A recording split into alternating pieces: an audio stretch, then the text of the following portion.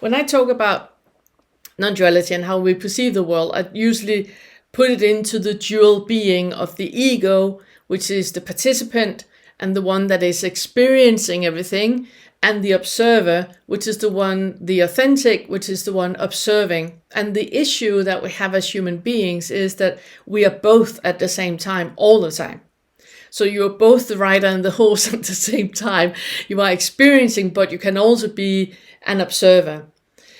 The issue with being the ego, or being the one that is experiencing everything, is that you're completely in the maze of emotions. So you're drowning in feelings. If you have an anxiety or depression, it feels real because you keep staying as the one experiencing. You are in the ego experiencing this. But there is a gap. I talk about that in other videos. There is a gap all the time where you can pull yourself out from being the one experiencing to be the observer, to be an anthropologist that is just observing what is going on. And there are lots of different meditations that you can do. I'm probably going to help you with some meditations at some point. If you search Vedana meditations, it's meditations where you sit and you notice whatever arises as comfortable, uncomfortable, or neutral. So you only observe it. You don't put any label on it saying it's uncomfortable because my leg is asleep or because I'm hungry. You don't do that. You just experience if it's comfortable, uncomfortable, or neutral. That is a way to practice to be the observer.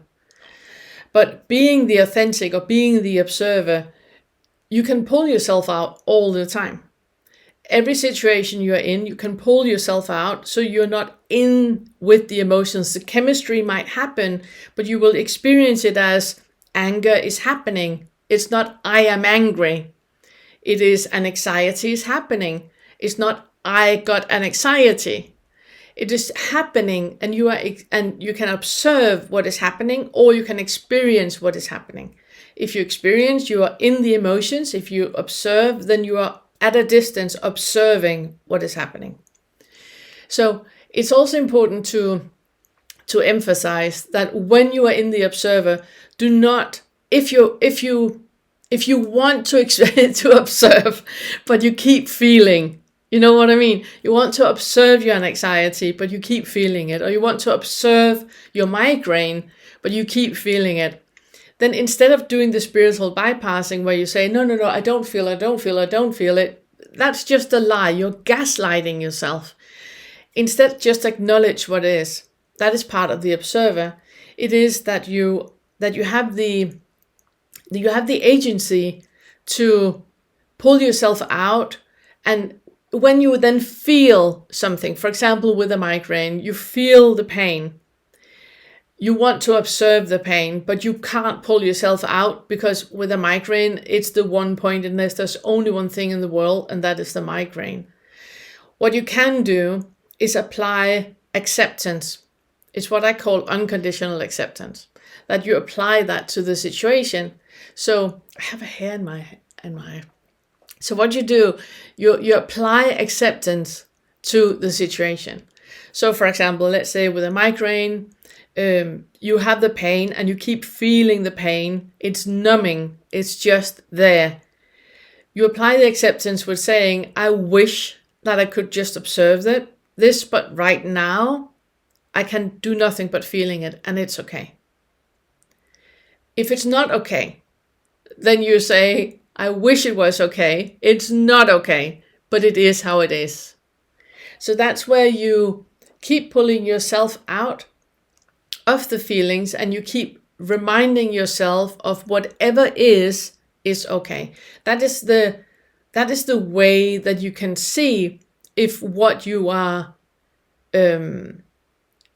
experiencing right now, if you're in the ego or if you're in the observer. Because if you're in the ego, you want things to change. That is the one job of the ego. It's to find faults, and it wants things to change. Yes, this is what I have right now. I do not want it to be what I have right now. I want something else. That is the ego. In the observer, you don't have an opinion about it. you observe what is. It's daylight. You don't have an opinion about it. It is as it is. So even when you have feelings that you don't want, you acknowledge that you have feelings that you don't want, but you do not try to change it, and you have no wish to change it because you can't. You can't. It's only the ego that believes that it can change anything. And in honesty, you can't.